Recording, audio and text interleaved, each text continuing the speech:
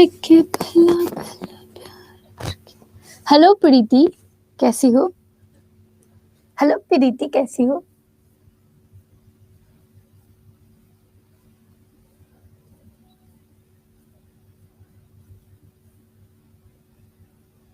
Tiding.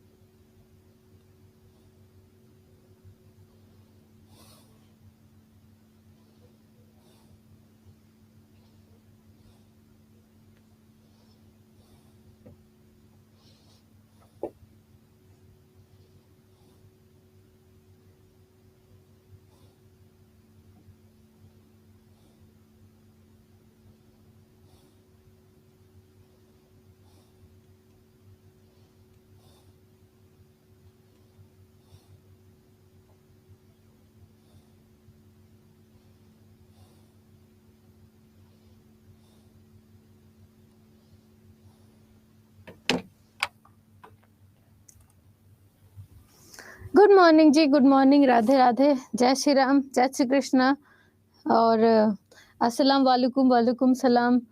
May God bless you, something something, सारी चीजें ठीक है। हाँ जी, पढ़ना शुरू करें, पढ़ना शुरू करें। हाँ जी, हेलो जी, हेलो जी, हेलो जी, बहुत बहुत स्वागत है। ओके, राधे राधे जी, जय श्री राम, जय श्री कृष्ण। ठीक है, ओके। मैं अच्छी हूँ, बस गला खराब है। है ना, ठीक है।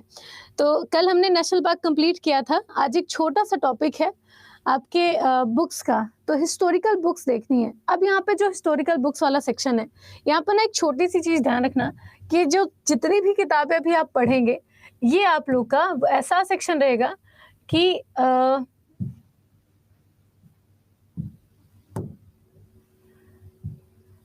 तेरा ना होना जाने क्यों होता ही है, तुमसे ही दिल होता है, सुरमई सुरमती है, तुमसे ही, तुमसे ही।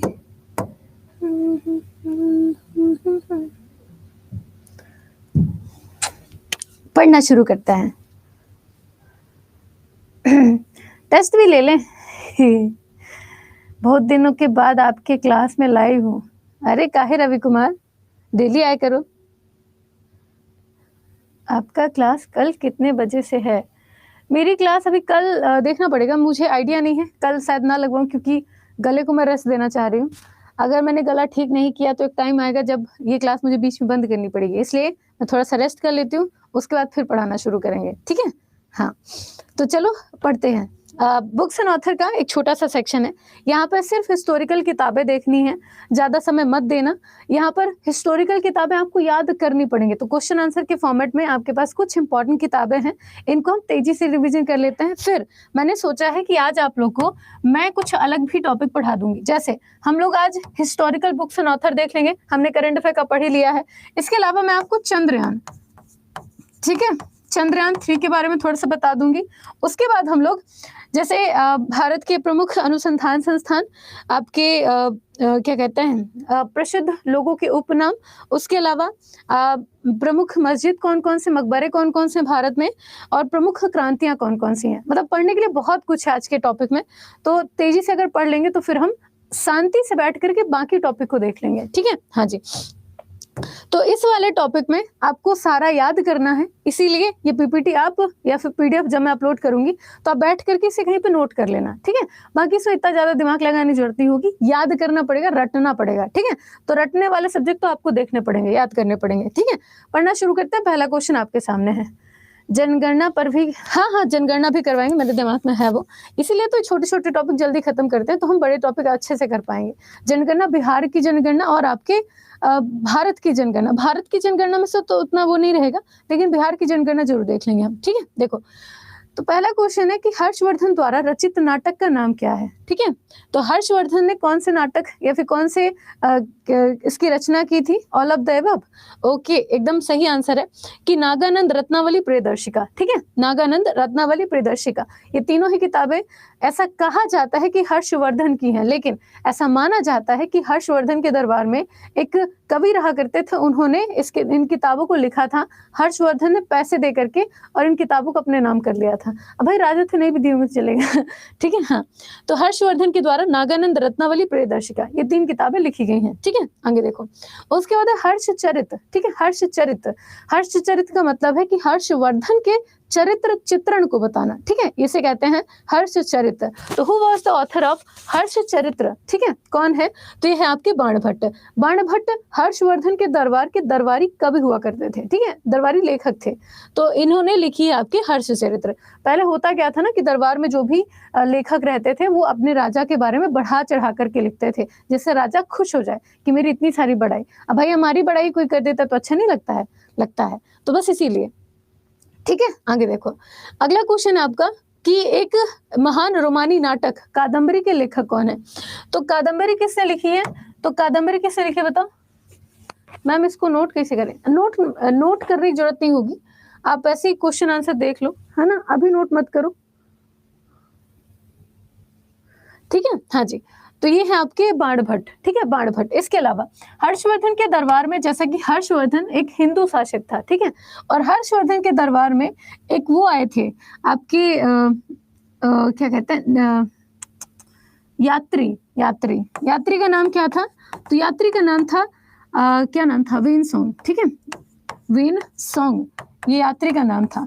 वेनसोंग को हम यात्रियों का राजकुमार, नीति का पंडित, ये सारे अन्य नामों से जानते हैं, ठीक है। हाँ जी, तो वेनसोंग ये आपके बौद्ध धर्म से संबंधित था, ठीक है, बौद्ध धर्म से संबंधित था। और इसने जब भारत का पूरा दौरा किया तो भारत के दौरे के बाद वेनसोंग ने एक किताब लिखी थी जिसका नाम था सी यू की, है ना, सी यू की। तो इस किताब का भी नाम ध्यान रखिएगा, ये भी आपके वेनसोंग से ही संबंधित करके पूछ सकता है। हाँ,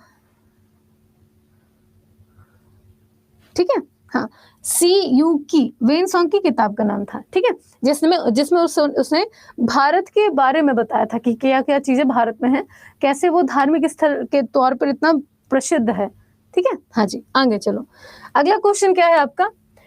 अगला क्वेश्चन आपका कि पंचतंत्र के रचनाकार कौन है? पंचतंत्र किसने लिखी है?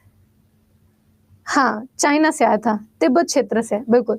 देखो, तो पंचतंत्र के रचनाकार कौन है? वाल्मीकि, वेदव्यास, विष्णु शर्मा या फिर आपके तुलसीदास, ठीक है। हाँ जी, तो पंचतंत्र किसने लिखी है? पंचतंत्र लिखी है आपके विष्णु शर्मा ने, ठीक है, सिंपल सी बात। बस एक काम करना, अगर नोट्स बनाना हो तो नोट्स बनाने के लिए आपका जो कॉपी रहेगा, ऐसे आपकी कॉपी है, एक साइड लेखक लिख लेना और एक साइड आपकी किताबें लिख लेना, ठीक है, आपकी किताबें लिख लेना, बस लेखक किताबें, लेखक किताबें, लेखक किताबें, क्योंकि आपको याद करनी है। और जब भी आपको कोई चीज याद करनी होती है तो उन्हें एक सीक्वेंस में एक जगह लिखा करिए, ठीक है। और सुबह उठने के बाद सबसे पहला काम, मुंह धोने से पहले एक बार उनको देख लो, बस आपको रीड करना है उसको डेली, आपको याद हो जाएगा, ठीक। हाँ, तो मैं कह रही थी कि पंचतंत्र किसने लिखी? विष्णु शर्मा ने। आगे देखो, इसमें कि कथा सरित सागर, इसके रचनाकार कौन है? तो कथा सरित सागर लिखी आपके सोमदेव ने, ठीक है, सोमदेव ने। तो सोमदेव का ये रहा नाम। आगे देखो, इसके बाद विक्रमांक देव चरितम, है ना, विक्रमांक देव चरितम, ये लेखक है आपके विल्हड़, विल्हड़ ने लिखी है विक्रमांक देव चरित, ठीक, जल्दी तो नहीं है। हाँ, अगला देखो, नाट्य शास्त्र। यहाँ पर अभी नोट मत करना, नहीं तो स्किप करोगे, नोट मत करना, बाद में इसको नोट कर लेना, ठीक है। नाट्य शास्त्र के रचयिता की बात करें, नाट्य शास्त्र किसने लिखी है, तो नाट्य शास्त्र लिखी आपके भरत मुनि ने, ठीक है, भरत मुनि ने, इनका नाम ध्यान रखिएगा। मत्स्यकटिकम जिसे कहा जाता है मिट्टी का खिलौना, मत्स्यकटिकम, ये जितनी भी पुरानी अगर प्रसिद्ध किताबें आप देखोगे ना, तो सारी की सारी प्रसिद्ध किताबें आपके क्या कहते हैं उसमें है, लव स्टोरी है, किसी न किसी की लव स्टोरी है। मत्स्यकटिकम भी लव स्टोरी है, मतलब उस टाइम पे किसी के पास कोई काम था नहीं, और जैसे मतलब काम था, मतलब ऐसे कोई एंटरटेनमेंट का कोई साधन नहीं था, है ना, तो वो लोग किताबें बहुत पढ़ा करते थे, तो किताबों में बड़ा इंटरेस्ट आता था लव स्टोरी पढ़ने में। तो ये लव स्टोरी है जो कि आपके मिट्टी का खिलौना पंचतंत्र के नाम से जानी जाती है, ठीक है। हाँ जी, तो मत्स्यकटिकम के लेखक कौन है, तो लिखी आपके शूद्रक ने, ठीक है, शूद्रक ने। ऐसे ही महाकवि कालिदास जी की जितनी भी रचनाएं आप उठा के देख लीजिए, सारी लव स्टोरी है ना, सारी लव स्टोरी है। अगला है 10 कुमार चरितम या 10 राजकुमारों की कथाएं, ये पुस्तक किसने लिखी है, ठीक है। हाँ जी, तो 10 कुमार चरितम ये किसने लिखी है, आपके दांडी ने, ठीक है, दांडी ने, इसको ध्यान रखना। अगला हिस्टोरिका, हिस्टोरिका इसे हम क्या हिस्टोरिका, ये इतिहास के बारे में बताती है, ठीक है। हाँ जी, और इतिहास हमें इसलिए नहीं पढ़ना चाहिए कि हमें पुरानी चीजों का जानकारी हो, हमें इतिहास इसलिए पढ़ना चाहिए कि हम अपनी जो पुरानी घटनाएं हैं उनसे सीखें कि हमें क्या नहीं करना है ना, और हमें क्या करना चाहिए। अगर नीति है तो नीति के क्या अच्छे इम्पैक्ट होते हैं और क्या उसका बुरा इम्पैक्ट होता है, हमें एक अच्छे राजनेता के तौर पर, एक अच्छे स्टूडेंट के तौर पर, एक अच्छे इंसान के तौर पर कैसे अपने आप को आगे लेके जाना है, इतिहास हमें ये बताता है, ठीक है। आगे देखो, हिस्टोरिका की किताब किसने लिखी है, तो हेरोडोटस ने लिखी। हेरोडोटस को इतिहास का जनक कहते हैं, ठीक है। वैसे इतिहास की शुरुआत तो हमारे भारत में बहुत सारे ऐसे सब्जेक्ट हैं जो कि दर्शन के फॉर्म में बाद में बाहर आए, पहले से ही हम उन्हें पढ़ते सुनते लिखते हुए हैं। अब एक चीज देखो कि जैसे हमारे जितने भी राज दरबारी कवि हुआ करते थे, या फिर जो भी हमारे भारत में महान गणितज्ञ रहे हैं, या फिर महान इतिहासकार रहे हैं, या फिर महान हिंदी शास्त्र के रचयिता रहे हैं, या फिर शूद्रक को ही ले लीजिए, चिकित्सा का कितना ज्ञान था उन्हें, तो क्या इन्होंने अपने सब्जेक्ट के बारे में कहीं पे नोट करके नहीं लिखा होगा, लिखा था, लेकिन ये है कि पहले न तो कागज का इतना ज्यादा वो था और ना ही कोई इतनी चीजें थी, हम लोग लकड़ी के उसमें से ऐसे लिखा करते थे, है ना, वो सारी नष्ट हो गई, इस कारण से उसका कोई प्रत्यक्ष प्रमाण नहीं है। और वही चीज विदेशों में जाकर के अच्छे तरीके से क्रमबद्ध तरीके से लिख दी गई, तो ये जनक बने बैठे हैं, क्या बताएं, ठीक है। तो हिस्टोरिका नाम की पुस्तक की रचना किसने की, हेरोडोटस ने की, इतिहास का जनक कहते हैं। उसके अलावा इंडिका, इंडिका किसने लिखी है, सबको पता होगा, मेगास्थनीज ने लिखी, चंद्रगुप्त मौर्य के दरबार में रहते थे, ठीक है, ध्यान रखना। सेलुकस निकेटर ने इनको भेजा था कि जाओ तुम बताते रहना हमको, जैसे नहीं हम लोग एम्बेसडर बनाते हैं, तो वैसे ये एम्बेसडर के फॉर्म में आए थे। अगला देखो, अर्थशास्त्र की रचना किसने की थी, तो अर्थशास्त्र ये लिखा है आपके चाणक्य ने। चाणक्य को क्या क्या कहते हैं, तो चाणक्य को भारत का मैकियावेली, आपके कौटिल्य, विष्णुगुप्त, द्विज शर्म, ये सारे नाम चाणक्य के हैं, है ना। और इन्होंने जो अर्थशास्त्र लिखी है ये नीति के ऊपर है ना, पॉलिसी के ऊपर है। तो ये अर्थशास्त्र को हम पैसा रुपया से रिलेट करते हैं, लेकिन ये नीति के ऊपर लिखी हुई किताब है, ठीक है। हाँ जी, आगे देखो, अगला क्वेश्चन, मुद्रा राक्षस।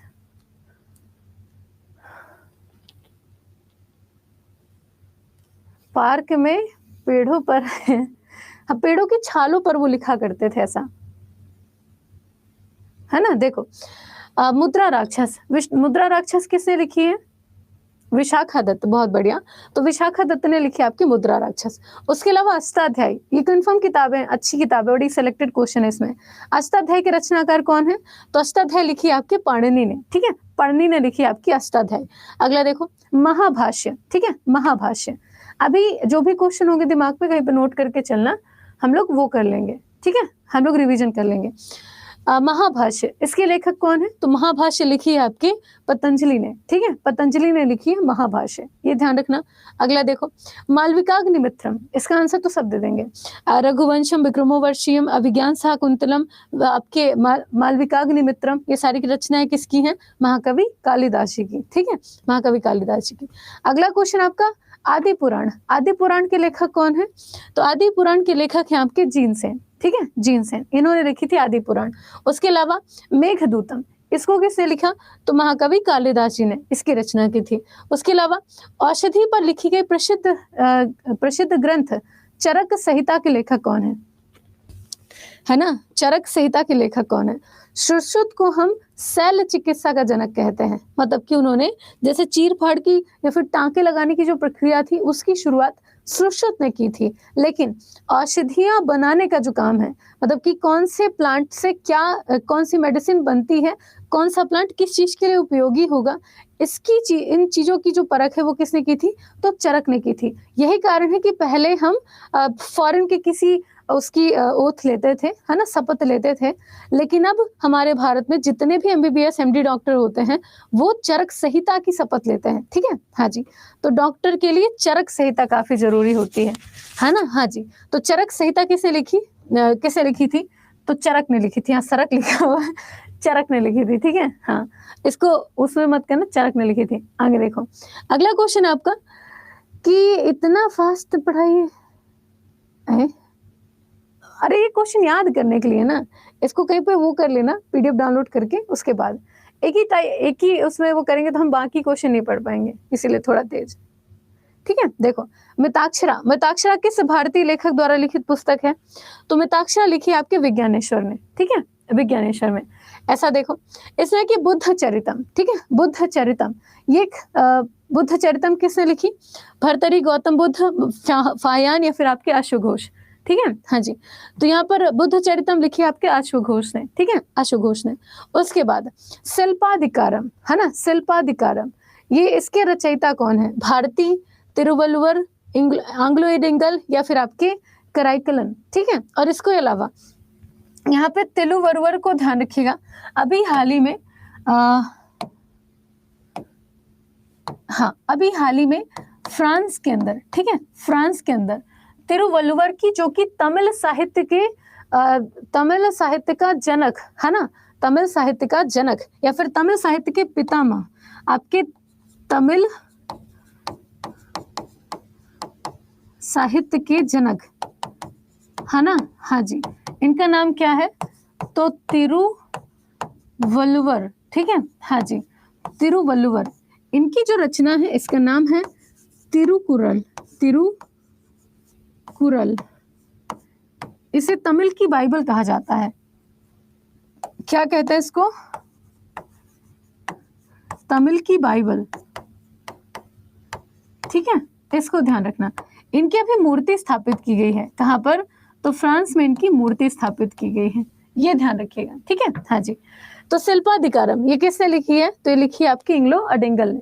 एक पायल की, अच्छा, सारी लव स्टोरी है। ठीक है, हाँ जी। आगे देखो, अगला क्वेश्चन आपका कि राज तरंगिणी, है ना, राज तरंगिणी ये किससे लिखी है? जिसमें कश्मीर के इतिहास का वर्णन मिलता है। तो राज तरंगिणी के लेखक हैं आपके कल्हड़। ठीक है, कल्हड़, इन्होंने लिखी है राज तरंगिणी। इसके अलावा तिरुकुरल, अभी मैंने बता ही दिया, तिरुकुरल किसने लिखी है? तो आपके तिरुवल्लुवर ने आपके तिरुकुरल लिखी है। ठीक है, इसके अलावा यहाँ पर आगे चलो, हाँ, स्वप्नवात्सवत्ता। ठीक है, स्वप्नवात्सवत्ता। वैसे क्वेश्चन इतना ज्यादा पूछा नहीं जाता, बट इन्फॉर्मेशन होनी चाहिए, क्या पता कब कौन सा पूछ ले। तो स्वप्नवात्सवत्ता ये किसने लिखी है? तो लिखी है आपके भाष ने। ठीक है, भाष ने। तो वाश भाष, ठीक है, वाश भाष, ऐसे करके थोड़ा सा रिलेट कर देना, जल्दी याद होगा। अगला देखो, गीत गोविंद, ये सबको पता होगा। गीत गोविंद किसने लिखी है? तो आपके जयदेव ने लिखी है आपकी गीत गोविंद। ठीक है, जयदेव ने लिखी है गीत गोविंद। उसके अलावा महाभारत महर्षि वाल्मीकि, सबको याद होगा। अरे सॉरी, महाभारत लिखी है आपके वेद व्यास ने। महर्षि वाल्मीकि ने तो रामायण लिखी है, सॉरी, ठीक है, रामायण लिखी है, ये ध्यान रखना। ठीक है, हाँ जी। इसके अलावा वेद व्यास से दो चीजें पूछी जाती है, एक तो आपका महाभारत हो गया, उसके अलावा एक और है। तो रामायण के रचयिता कौन है? तो आपके महर्षि वाल्मीकि आपके रामायण के रचयिता है। ठीक है, इसके साथ रामचरितमानस, ठीक है, रामचरितमानस ये किसने लिखी है? तो लिखी है आपके तुलसीदास जी ने। तो यहाँ पे ना कंफ्यूजन बहुत ज्यादा रहती है। जैसे कि अगर हम देखें तो महाभारत किसने लिखी? वेद व्यास ने। रामायण किसने लिखी? रामायण लिखी आपके महर्षि वाल्मीकि ने। जबकि जबकि रामचरितमानस ये किसने लिखी है? तो तुलसीदास जी ने। तो इनको थोड़ा सा वो कर लेना। महाभारत किसने लिखी? वेद व्यास जी ने। ठीक है, महाभारत के लिए वेद पढ़ने पड़ते हैं।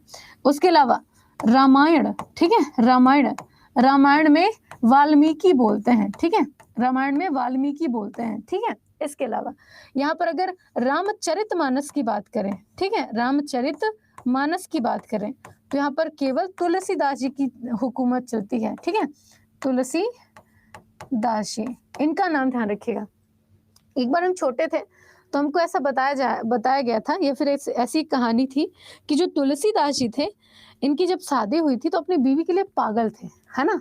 इतना ज्यादा प्यार करते थे अपनी बीवी को कि मतलब कि बहुत ज्यादा बारिश हो रही थी और इनकी बीवी मायके थी, तो भारी बारिश में मतलब बाढ़ आ गई थी नदी पे, तो बाढ़ में कूद गए थे।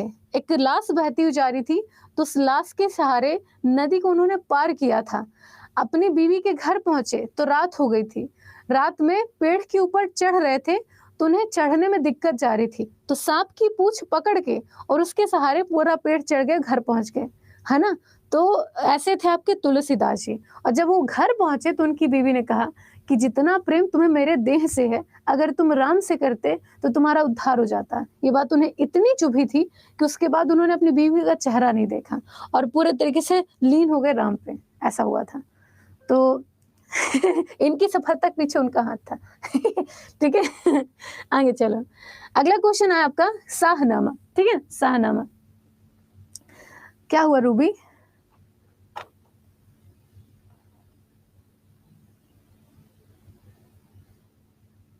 मैम आप अपना ऑटो अभी नहीं, मुझे पता है कि कब क्या करना है, मुझे पता है ये कब रिलीज करना है। ठीक है, मैं लिखूंगी अपने ऊपर किताब, मतलब ये ऐसी किताब रहेगी, जब मैं अपने ऊपर लिखूंगी ऐसी किताब होगी जो बच्चों को सच में एक प्रेरणा का स्रोत बनेगी। और मुझे अभी जो अचीव करना है ना, मैं अभी इतनी बड़ी नहीं हुई कि मेरी किताब कोई पढ़े, मतलब एक ऐसा मुकाम मुझे चाहिए। मेरे बहुत सारे गोल हैं, तो मुझे एक ऐसा मुकाम चाहिए कि हाँ सच में देख करके लोग इंस्पायर हों। मुझे सिर्फ टीचर के तौर पर एक बच्चा नहीं जानना चाहिए। तो जब मैं अपनी किताब लिखूं तो बच्चा, अगर उसे एक बच्चा भी पढ़ता तो उसकी लाइफ में चेंजेस आने चाहिए, हर एक एरिया पे बात, बचपन से लेकर के आपके गोल अचीवमेंट तक का आपका जो दौर है वो दूसरे को प्रेरित करना चाहिए। ऐसा नहीं कि मस्ती मजाक में कर लिए, फनी किताब थी, ऐसा नहीं। ठीक है, हाँ।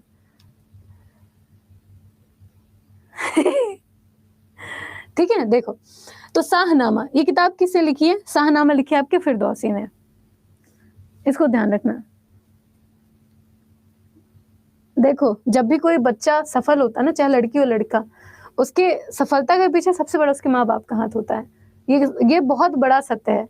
आपका लाइफ पार्टनर आपसे 2 साल पहले मिला था, है ना, मानते हैं कि उसने आपको मोटिवेट किया, सारी चीजें की, लेकिन यहाँ पे आप अपने माता पिता के संघर्ष को नकार नहीं सकते हैं। ठीक है, आपको बड़ा किया, आपको पढ़ाया लिखाया, उस काबिल बनाया कि आप सोच सकते हैं। उसके बाद फिर सिर्फ आप एक लड़की को सारा क्रेडिट दे दें तो एक गलत बात होगी।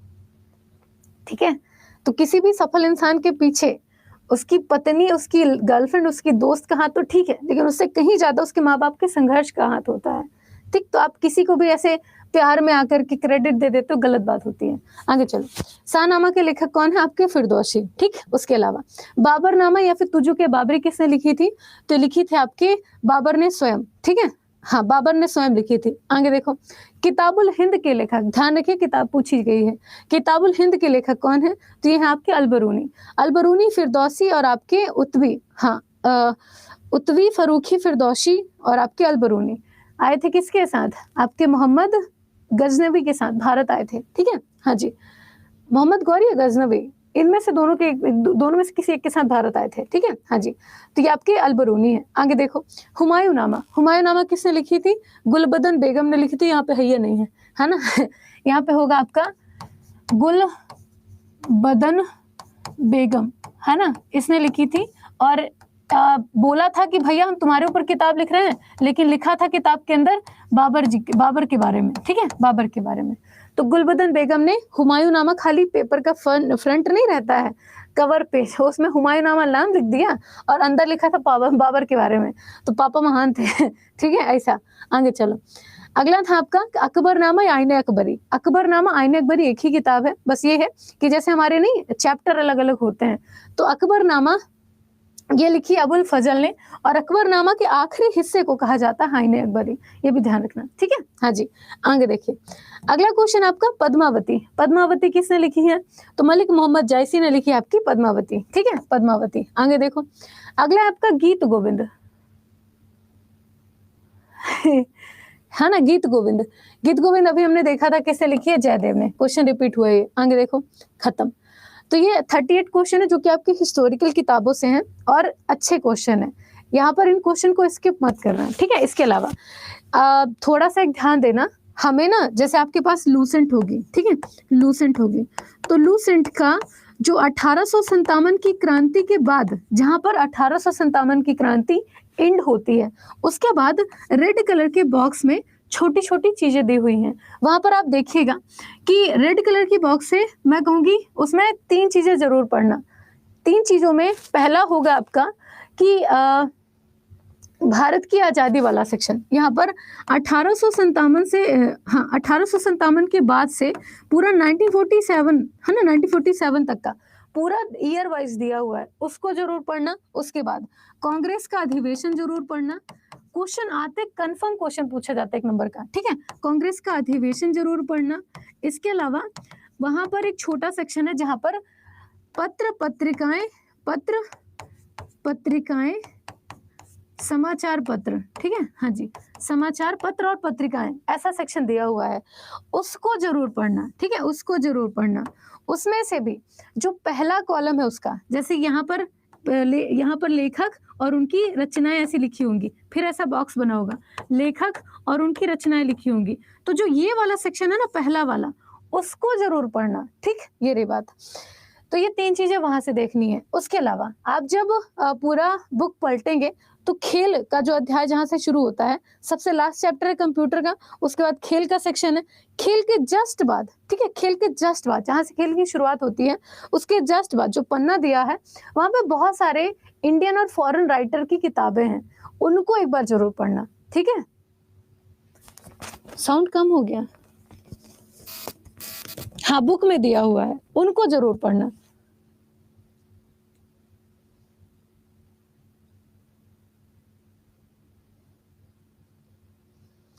पुरानी लूसेंट में ज्यादा इंफॉर्मेशन है कंपैरिजन टू इस टाइम की जो लूसेंट है। अगर पुरानी है तो और अच्छी बात है ना। हाँ, मिल गया, किताब लेके बैठे थे।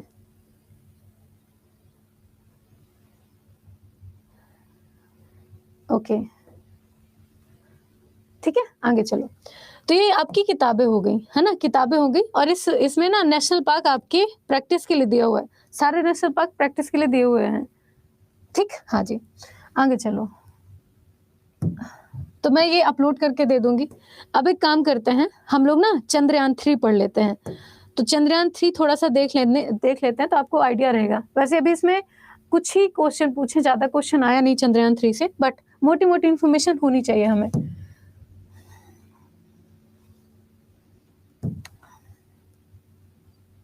है ना। हाँ जी, मेरा कमेंट कभी नहीं नहीं नहीं नहीं नहीं,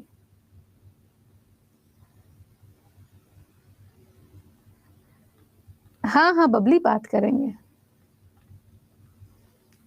अड्डा के बुक से कैसे पढ़ें? अड्डा के बुक से कैसे पढ़ें बताएं। टू बी वेरी फ्रैंक, हमको आइडिया ही नहीं है अड्डा के बुक की है ना, हमको आइडिया ही नहीं है अड्डा के बुक की, हम देखे ही नहीं उसको। भरी है मैम, लूसेंट बहुत भारी है मैम। भारी कहाँ से होगी, पतली सी तो है।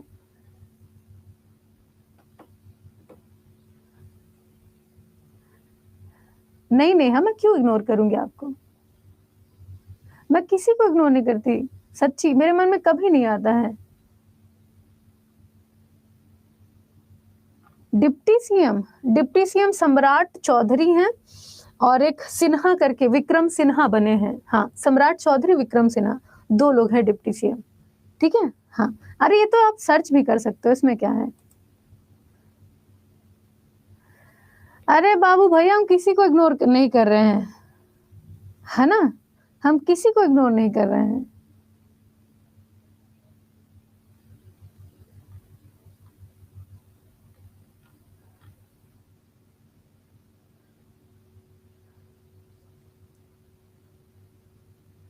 हाँ, विजय सिन्हा, सॉरी विजय सिन्हा। अरे स्टैटिक जीके चल रहा है, क्या करते रहते हो? पहले हम पढ़ा लें उसके बाद फिर पहले पढ़ा लो उसके बाद फिर वो करना, बतिया लेना, ठीक है? हाँ, डिप्टी सीएम ही है। नीतीश कुमार जी मुख्यमंत्री हैं और ये सम्राट चौधरी और आपके विक्रम सिन्हा, विजय सिन्हा जो भी हैं आपके उप मुख्यमंत्री हैं, 2 बने हैं।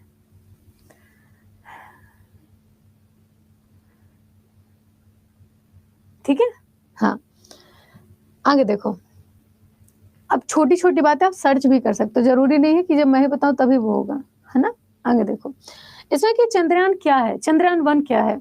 हमने एक छोटा सा मिशन वो किया था। जैसे पहले ना कुछ देश थे हमारे भारत के, कुछ देश थे, तो कुछ देशों में आपके जैसे कि अमेरिका, रशिया और चाइना, ठीक है, चाइना, इनकी ना अंतरिक्ष में हुकूमत चलती है। पहले जो टॉपिक पढ़ो उसको पढ़ लो, नहीं तो फिर गए काम से, ठीक है? हाँ जी।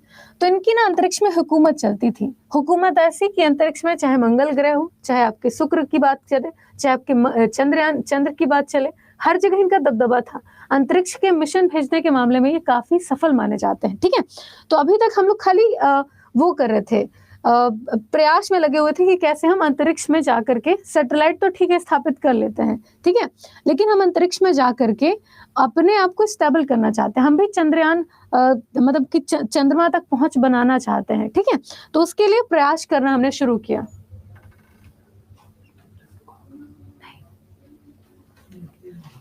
कौन नहीं खाएंगे? पवन से ले गया, ठीक है? हाँ, देखो, तो हम भारत ने भी ना प्रयास करना शुरू किया। तो चांद तक पहुंचने के लिए हमने सबसे पहला मिशन जो भेजा था उसका नाम था चंद्रयान, ठीक है? हाँ जी, चंद्रयान। अभी COP28 हुई है, अभी COP28 हुई है, अभी 29 नहीं हुई है। देखिए, तो चंद्रयान भेजा था। यहाँ पर 1999 में भारतीय विज्ञान अकादमी ने चंद्रमा पर एक भारतीय वैज्ञानिक मिशन शुरू करने का विचार किया, ठीक है?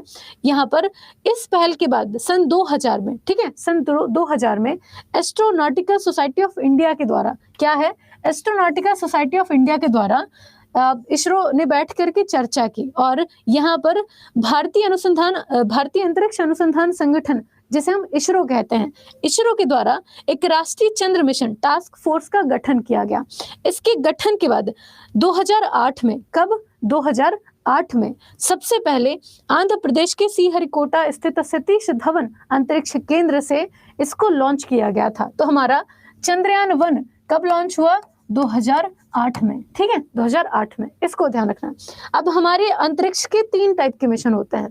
पहला मिशन होता है कि हम सैटेलाइट भेजेंगे और वहां के जिस भी ग्रह के लिए हमें सैटेलाइट भेजना है या मिशन भेजना है, तो सबसे पहले हम एक ऐसा सैटेलाइट भेजेंगे कि मान लो चंद्रमा है, तो चंद्रमा के पास जाकर के वो पूरा इसका घूम घूम करके अध्ययन करेगा कि यहाँ पे इसके इन्वायरमेंट में कौन कौन सी गैसें मौजूद हैं, यहाँ का इन्वायरमेंट कैसा है, यहाँ पर हम लैंड कर सकते हैं नहीं कर सकते हैं। तो एक तरीके से पूरा वो ऑब्जर्व करेगा। जैसे मान लो कि आपको किसी से बात करनी है, तो अगर आपको किसी से बात करनी है तो सबसे पहले आप उसे ऑब्जर्व करोगे, है ना? कैसे ऑब्जर्व करेंगे? आप दूर से खड़े होकर उसको देखेंगे, देखने के बाद उसको सोचेंगे कि इसका नेचर कैसा है ना? बात करेंगे तो गुस्सा तो नहीं करेगी, या फिर गुस्सा करेगी तो मारेगी तो नहीं, या फिर प्यार से बात कर लेगी। ऐसा करते हैं कि नहीं करते हैं? या फिर लड़का लड़की जो भी है, ठीक है?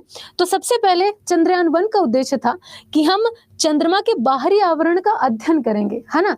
बाहरी आवरण, बाहरी मौसम को पहचानेंगे कि वहां का कैसा एनवायरमेंट है, ठीक है? हाँ, तो चंद्रयान 1 सफल हुआ था हमारा। उसके बाद जब हमने इसमें सफलता हासिल कर ली, ठीक है, सफलता हासिल कर ली, तो हमने चंद्रयान 2 पर विचार किया कि अब हम चंद्रमा पर लैंड करेंगे, मतलब जा करके उससे बात करने की कोशिश करेंगे। पहले हमने माहौल का ऑब्जर्वेशन किया, अब हम जा करके बात करने की कोशिश करेंगे।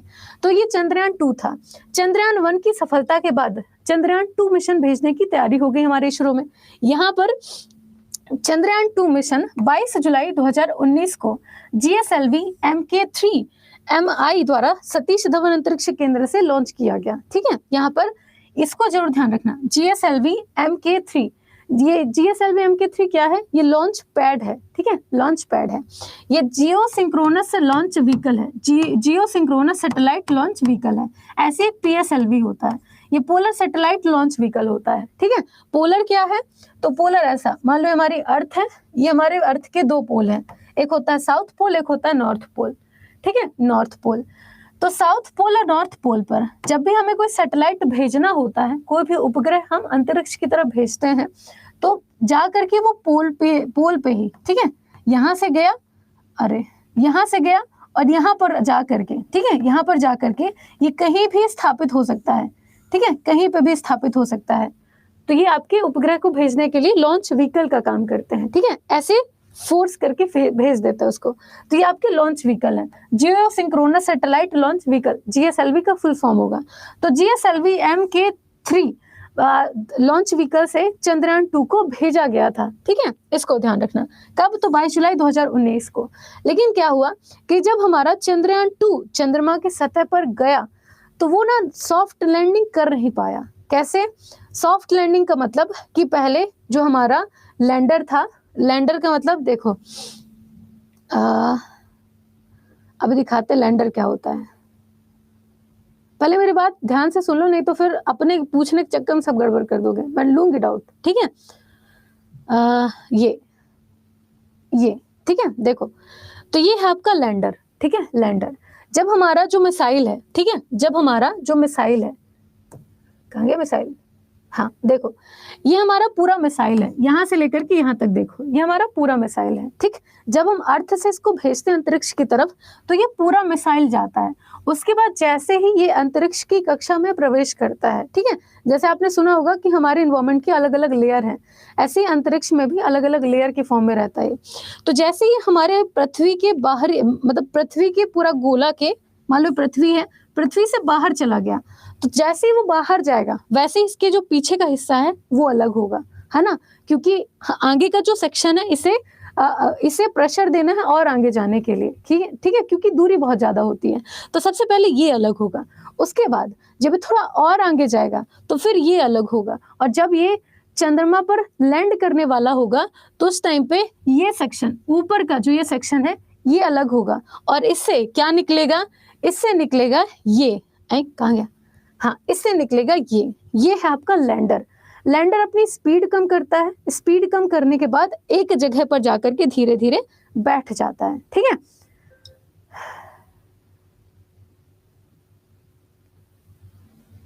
गिरता नहीं है, वो धीरे धीरे जाकर के बैठ जाता है, अपनी गति को धीमा करता है और नीचे जाकर के बैठ जाता है। ठीक है, उसे कहते हैं सॉफ्ट लैंडिंग। ठीक, हाँ, तो सॉफ्ट लैंडिंग वो कर नहीं पाया था, उसका पता नहीं क्या सिस्टम था, चट्टान से टकरा गया वो, फिर वहां जाकर के बहुत ज्यादा टूट, मतलब कि वो हो गया। जैसे सॉफ्ट लैंडिंग किया ना, तो जाकर के बैठा, फिर ये धीरे धीरे, उसकी स्पीड तो अलग रहती है, तो जब इसकी स्पीड रहती है ना, तो ये डगमगाता हुआ रहता है, ऐसे ऐसे डगमगाता रहता है और फिर जाकर के एक जगह रुक जाता है। ठीक, ऐसा। तो ये जब चंद्रयान 2 जब वहां पे जाके लैंड किया ना, तो इतना ज्यादा ऐसे ऐसे गोल गोल घूम गया कि वो पूरा नष्ट हो गया। तो ये हुआ था चंद्रयान 2 के साथ। ठीक है, हाँ, मोय हो गया हाँ, मोय हो गया था। ठीक है, हाँ, तो इसको ध्यान रखना। ठीक, हाँ, तो ये चंद्रयान 2 के साथ हुआ था। अब क्या हुआ, चंद्रयान 2 लॉन्च कर दिया हमने, हाँ जी, तो ये लॉन्च कर दिया। अब यहाँ पे क्या हुआ था कि चंद्रयान 2 की मुख्य बातें क्या थी कि हमने चंद्रयान 2 भेजा तो उससे हुआ क्या, फायदा क्या हुआ, कि नुकसान तो हम झेल लिए। फायदा ये हुआ था कि दक्षिण ध्रुवीय क्षेत्र, ससुर के नाती, हाँ, इस मिशन ने, मतलब इसकी इसरो की रिपोर्ट के अनुसार चंद्रयान 2 ने चंद्रयान 1 के निष्कर्षों को बढ़ावा दिया। जो भी मैसेज हमें चंद्रयान 1 से मिले थे, हमने उस मैसेज को डिटेक्ट किया, चंद्रयान 2 को बनाया, भेजा। इसके अलावा दक्षिण ध्रुवीय क्षेत्र को लक्षित किया।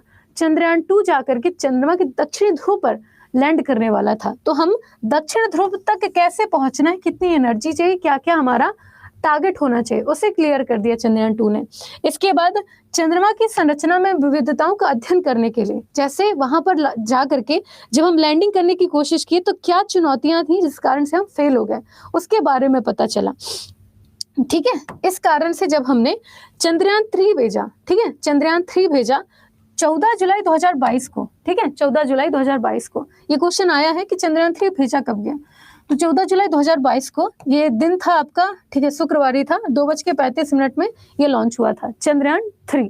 ठीक है, तो जब चंद्रयान 3 मिला तो हमने चंद्रयान 2 के फॉलो ऑन मिशन के तौर पर इसे लिया कि जो गलती हमने चंद्रयान 2 में की थी चंद्रयान 3 में नहीं करेंगे, और उन गलतियों से हमने शिक्षा ली और जहां पर मिस्टेक हुई थी हमने उस चीज को सुधारा और चंद्रयान 3 की सफलता आपके पास है, ठीक है, सामने है। तो यहाँ पर चंद्रयान 3 इसरो ने चंद्रयान 3 बाकी बदलाव किए, खराबी आई तो यह भी काम करेगा, मतलब कि खराबी आई तो वो अपने आप को ठीक करने का काम करेगा। इसके अलावा वो खुद को खतरनाक जगहों से बचाने का काम कर सकता है। इसके अलावा चंद्रयान 2 की क्रैश साइट से करीब 100 किलोमीटर दूर, जहां पर चंद्रयान 2 क्रैश हुआ था उसके 100 किलोमीटर दूर एक लैंडर को तैनात करेगा जो चांद के टेम्परेचर, भूकंप, सोलर विंड की जानकारी हमें जमा करके इकट्ठा करके देगा। ठीक है, इसके अलावा यहाँ पर अगर देखें तो इसकी विशेषता क्या है चंद्रयान 3 की, इसकी विशेषता है कि यह पहला चंद्रयान है जो कि दक्षिणी ध्रुव पर उतर चुका है, अब तो ये उतर चुका है। चंद्रयान 3 के लैंडर रोवर को वही नाम दिया गया है जो कि चंद्रयान 2 के लैंडर और रोवर का नाम था। अब ये क्या होते हैं बताते हैं अभी। तो यहाँ पर लैंडर और रोवर, लैंडर का नाम क्या रखा गया है, इसका नाम है विक्रम और रोवर का नाम है प्रज्ञान। यहाँ पर किसी भी चंद्र के 3 भाग होते हैं, चंद्रयान के 3 भाग होते हैं, प्रपल्शन, लैंडर और रोवर। लेकिन इस बार प्रपल्शन का जो काम था, ठीक है, हाँ जी, इस बार जो प्रपल्शन का काम था वो थोड़ा कम था, लैंडर रोवर का काम ज्यादा था। यहाँ पर चंद्रमा की सतह पर सुरक्षित लैंड कराया गया, मतलब उतारा गया। इसके बाद रोवर को गति और ये सारी चीजें। ठीक, आगे देखो इसके 3 हिस्से कौन कौन से हैं, ये देखो यहाँ से ज्यादा समझ आएगा। 3 हिस्से कौन कौन से हैं, तो ये है प्रपल्सन, ठीक है, प्रपल्सन का काम इतना होता है, ठीक है, इतना, ये हमारे मिशन को गति देता है। जब वो पृथ्वी से अंतरिक्ष की तरफ जाते हैं तो हवा को चीरते हुए जितनी फोर्स की जरूरत होती है उसे ऊपर उठने में, क्योंकि गुरुत्वाकर्षण बल उसको पृथ्वी की तरफ खींच रहा होता है ना, तो गुरुत्वाकर्षण बल के अगेंस्ट में काम करना होता है इनको। तो ये गुरुत्वाकर्षण के अगेंस्ट में काम करते हुए ये पृथ्वी से ऊपर की तरफ जाते हैं, तो ये काम पूरा का पूरा प्रपल्सन का होता है जिसमें फ्यूल वगैरह सबकी जरूरत पड़ती है। ठीक है, उसके बाद ये है आपका लैंडर और रोवर। ठीक है, लैंडर और रोवर ये यहाँ पर मौजूद होते हैं, ठीक है, यहाँ पर, जैसे नोज कोन कहते हैं, तो यहाँ पर मौजूद होते हैं। तो लैंडर ये है, लैंडर का काम होता है कि जब ये इससे अलग हो जाता है, ठीक है, इससे अलग हो जाते हैं सेक्शन, तो लैंडर का काम होता है कि जाकर के सुरक्षित जिस भी ग्रह के लिए उसे भेजा गया है वहां पर जाकर के वो लैंड हो जाए, ठीक है, वो जाकर के बैठ जाए। जब ये बैठ जाता है तो इससे ना एक छोटा सा मशीन निकलता है, ठीक है, एक छोटी सी गाड़ी निकलती है। गाड़ी कहाँ है, हाँ ये वाली गाड़ी, यहाँ पे छोटी सी गाड़ी देखो,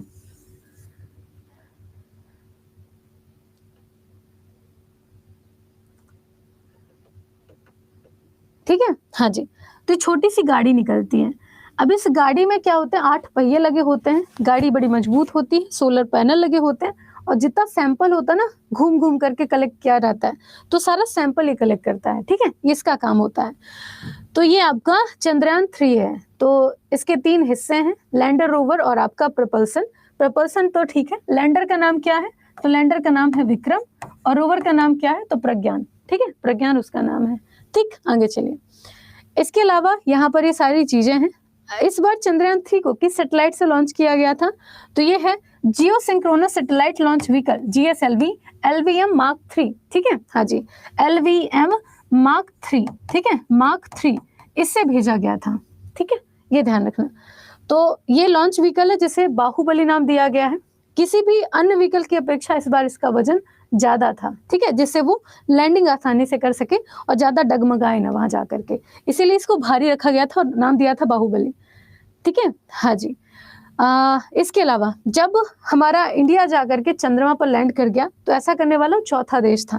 पहले पे अमेरिका है, दूसरे पे रशिया है, तीसरे पे चाइना और चौथा हमारा भारत बना था। और अब 5वां कौन सा बना है, तो जापान बन चुका है। ठीक है, जापान बन चुका है, ये भी ध्यान रखिएगा। अब यहाँ पे क्या छूट रहा है, वो क्वेश्चन पूछो तो याद आ जाएगा। हाँ, अब क्वेश्चन पूछो इससे। जब मैं बोला करूँ ना कि आप क्वेश्चन पूछो तो पूछो आप क्वेश्चन, जो पूछो वो बताऊंगी। हाँ पूछो प्लीज मैम, बात कर लें। पहले क्वेश्चन पूछ लो 5 मिनट, फिर बात करते हैं, ठीक है? हाँ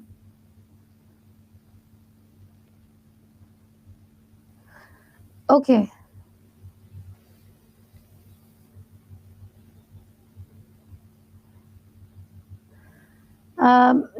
मैम चांद पे, चंद्रयान पे आदमी भी था बैठा उसमें? नहीं, अभी तक कोई भी ह्यूमन मिशन भारत ने नहीं भेजा। अभी तक कोई भी इंसान चंद्रमा पर नहीं गया है भारत की तरफ से। हाँ, शिव शक्ति पॉइंट, ये अच्छा क्वेश्चन है। इसमें है कि जहां पर चंद्रयान 3 ने लैंड किया है ना, उस जगह को, उस स्थान को हमने नाम दिया है आपके, नहीं यार, शिव शक्ति पॉइंट चंद्रयान 2 का था, है ना? हाँ, तिरंगा या शिव शक्ति पॉइंट, एक है आपका तिरंगा पॉइंट, ठीक है, तिरंगा पॉइंट, और एक है आपका शिव शक्ति पॉइंट, ठीक है, शिव शक्ति पॉइंट ये है। तो शायद तिरंगा पॉइंट वो है जहां पर चंद्रयान 2 लैंड किया था, और शिव शक्ति पॉइंट वो है जहां पर चंद्रयान 3 ने लैंड किया है। हाँ, अमेरिका गया है मून पर 2023 में, 2023 में, 22 में नहीं, अभी 2023 में। और ये पहुंचा है, चंद्रयान 3 पहुंचा है 23 अगस्त 2023 को, ठीक है, 23 अगस्त 2023 को ये पहुंचा है। 23 या 27 यार, 23 को पहुंचा ना, एक बार कंफर्म करना मेरे को।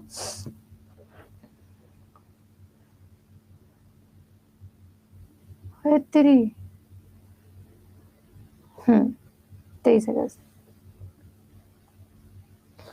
अरे 22 नहीं है, 22 नहीं है, 22 में 18 में तो वो 2008 में तो पहला गया था, 2019 में दूसरा गया, 2023 में तीसरा गया है, 22 में नहीं था। हाँ, दक्षिण चंद्रमा के दक्षिणी ध्रुव पर उतरने वाला पहला देश हमारा भारत है।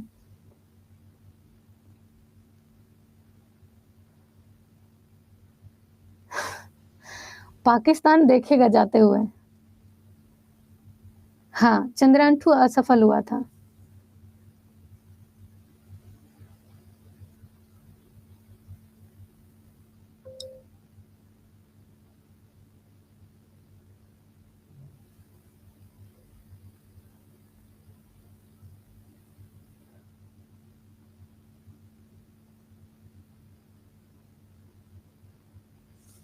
दक्षिणी ध्रुव पर, दक्षिणी ध्रुव पर। हाँ, 4th नंबर पे हमारा भारत है।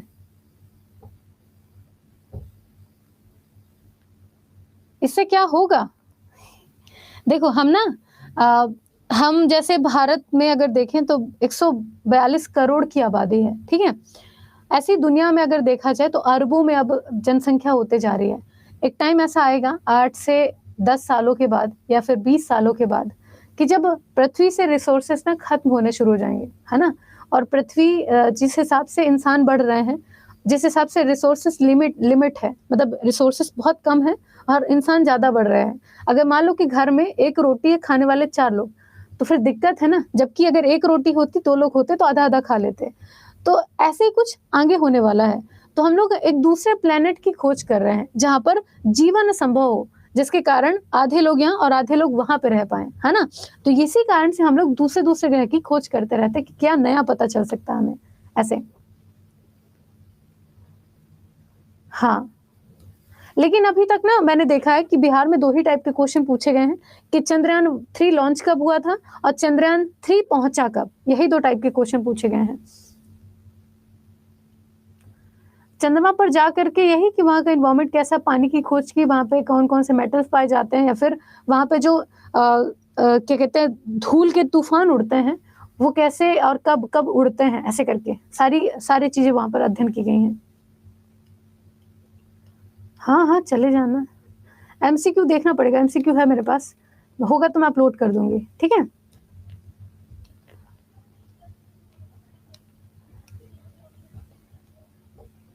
नहीं, अभी चंद्रमा पर कोई भी ऐसा नहीं है। देखो, चंद्रमा के ना 2 साइड हैं। एक साइड जहां पर धूप की किरणें पहुंचती हैं, उसे हम उजाला कहते हैं, ठीक है। ये फेयर साइड है।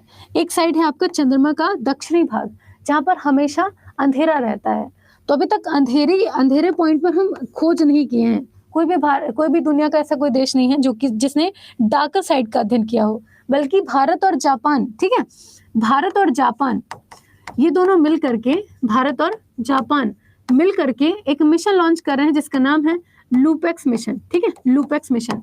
ये मिशन ऐसा होगा जो कि चंद्रमा के डार्कर साइड का अध्ययन करेगा, ऐसा।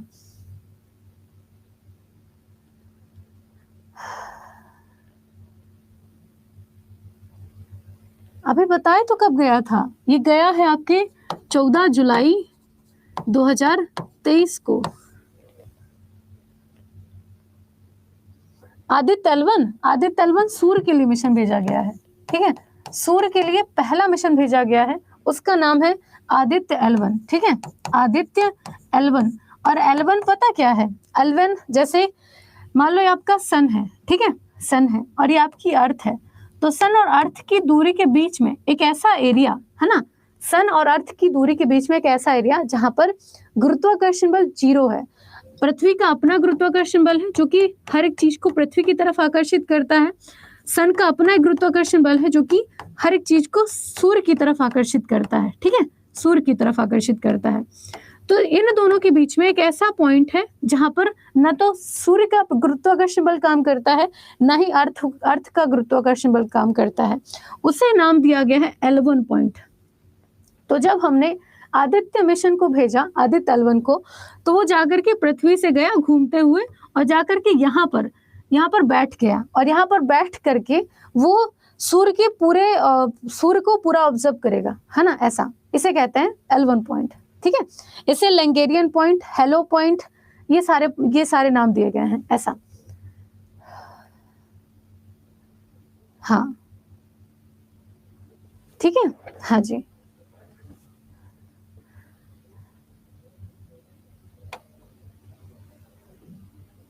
ये अभी पहुंचा है, ये एल 1 पॉइंट अभी पहुंचा है। 7 सितंबर नहीं यार, ये हाँ 7 सितंबर या अक्टूबर को ये अभी पहुंचा है जाकर के, ऐसा। बड़े उटपटांग क्वेश्चन पूछ रहे हो, कोई अच्छा क्वेश्चन अभी तक नहीं दिखा हमको।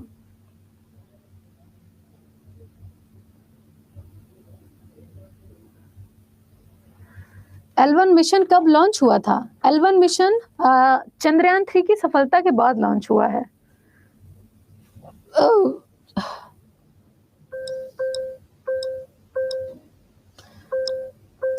किसका नाम 3 जो लॉन्च हुआ है उसका नाम क्या था?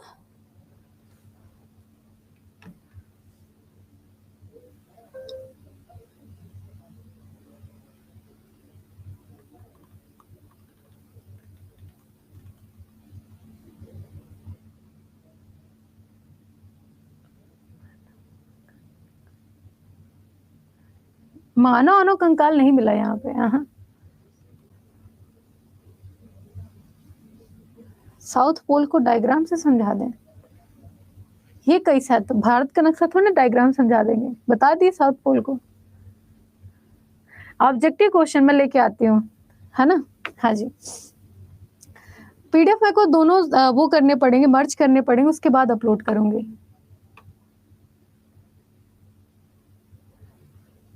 अब 14 जुलाई को लॉन्च हुआ था, ठीक है, और ये पहुंचा 23 अगस्त को। तब गिन लो कितने दिन लगे थे। अभी मेरे को एमसीक्यू ढूंढने पड़ेंगे, है ना, एमसीक्यू है मेरे पास, ढूंढने पड़ेंगे। कल जब क्लास होगी ना तो उस टाइम पे करवा दूंगी।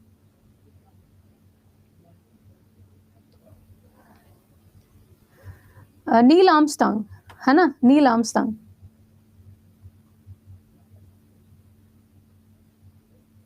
हाँ, अभी तक साउथ पोल में इंडिया पहुंची थी, लेकिन अब जापान भी पहुंच चुका है साउथ पोल पे। जापान दूसरा देश है साउथ पोल में पहुंचने वाला।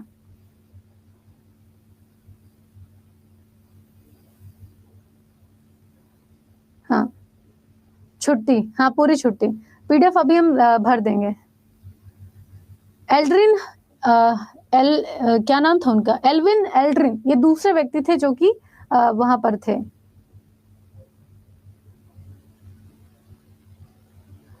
एक काम करना, जैसे ये सिंपल सिंपल से जो क्वेश्चन होते हैं ना, तो एक काम करना, आपका जो लूसेंट है, ठीक है, आपका जो लूसेंट है, बहुत ध्यान से सुनना, आपका जो लूसेंट है जहां पर आपकी बायोलॉजी खत्म होती है, ठीक है, जैसे पहले फिजिक्स केमिस्ट्री फिर बायोलॉजी आएगी, जहां पर आपका बायोलॉजी का जो चैप्टर है खत्म होता है, बायोलॉजी के चैप्टर खत्म होने के बाद जस्ट शुरुआत होती है एक चैप्टर की, जिसे हम विज्ञान और प्रौद्योगिकी कहते हैं, साइंस एंड टेक्नोलॉजी कहते हैं। साइंस एंड टेक्नोलॉजी मुश्किल से 7-8 पन्ने का होगा, उसे पढ़ लेना। उसे पढ़ने के बाद आपको समझ में आ जाएगा कि क्या छोड़ना है क्या पढ़ना है, ठीक है। इसरो पे ज्यादा वो मत करना कि अंतरिक्ष की शुरुआत कैसे हुई, ये सारी चीजें, बस आप उसे एक बार रीड कर लेना, पूरा रीड कर लेना, बहुत सारी चीजें क्लियर हो जाएंगी, ठीक है। हाँ, वहां पर आपका ये जो पहला व्यक्ति कौन था, पहला मिशन कौन था, ये क्या था, वो क्या था, सारे क्वेश्चन के आंसर दिए हुए हैं, ठीक है। हाँ, तो जूलॉजी, जहां पे बायोलॉजी का सेक्शन खत्म होगा उसके जस्ट बाद जो चैप्टर शुरू होगा वो साइंस एंड टेक्नोलॉजी का होगा, ठीक है। हाँ जी, हाँ, स्लिम मिशन बिल्कुल। जापान का जो अभी मून मिशन है उसका नाम है स्लिम मिशन, ठीक है, स्लिम मिशन, बहुत बढ़िया, गुड।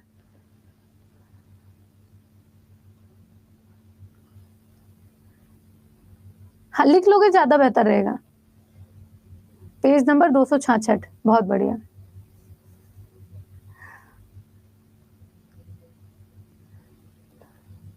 अब इतना नहीं पूछेगा भैया, यूपीएससी का एग्जाम देने नहीं बैठे हो।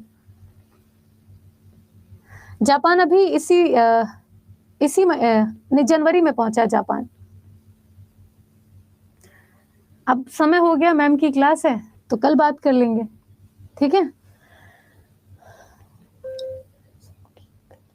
नहीं, सारी चीजें गलत नहीं दी, पुराना जो लूसेंट है उसमें गलत नहीं दिया है, उसमें सही दिया है, ठीक है। ओके, बाय, छोड़ दिया।